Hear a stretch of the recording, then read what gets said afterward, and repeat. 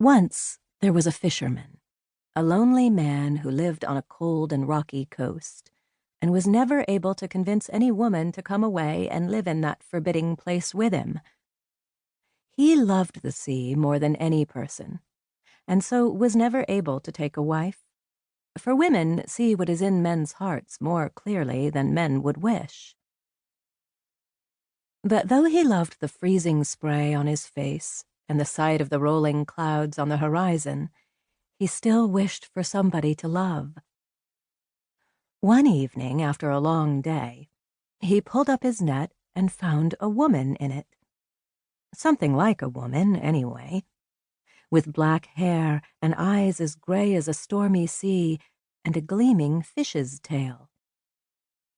He was sorry that she was caught, and told her so, though the storm in her eyes rolled into his heart.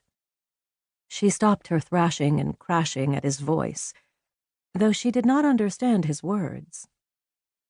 The fisherman loosed her, and she dove back into the water the way a wild thing returns to a wild place, and he watched her go.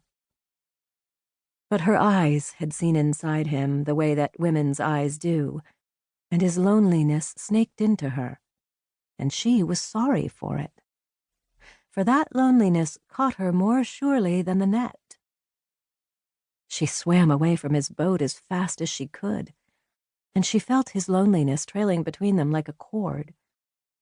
She did not want his feelings to bind her, to pull her back to him, so her tail flashed silver in the water, and her eyes looked straight before her and never behind.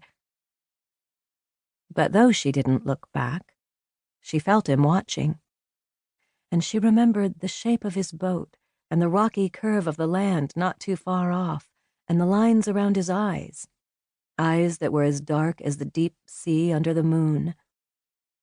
She remembered, and so she returned again to watch him. She was called a name that meant, in her own tongue, breaking the surface of the sea.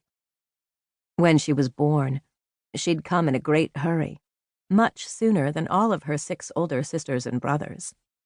The attendant who'd aided her mother had been astonished when she tried to swim away before the cord that bound her to her mother was cut. Her mother and father and siblings spent most of her childhood trying to find her, for she was never where she ought to be. She was warned repeatedly of the dangers of the surface, and of the men who cast nets there, and of their cruelty to the denizens of the ocean. They should never have told her, for in the telling she wanted to know more, and wanting to know more led her farther and farther afield. Her home was deep in the ocean, far away from the land that pushed up against the water on either side, and this was because her people feared the men with their hooks and their nets, and the boats that floated on the surface of the waves as if by magic. The storytellers told of silver fins caught by cruel metal and dragged to the decks of ships, where blood ran red and spilled back into the water, calling things that swam the ocean in search of dying creatures. Sometimes there was a storm, and that storm would batter a ship to pieces, and the men would fall into the water and sink to the bottom. The lucky ones, that is. The unlucky ones were devoured by roaming hunters with their silver-gray bodies and black eyes and white teeth. When the ships were sunk, the mermaid would go to the wreckage and explore, and pick up odd things that humans used, and wonder about them. And then one of her brothers or her parents would find her, and she would be chided for her foolishness and dragged home by her wrist, staring with longing over her shoulder all the while. One day she was swimming near the surface, far too near the surface, her family would have said, and saw a large ship of a sort she had never seen before. On the prow of the ship, she saw a strange thing.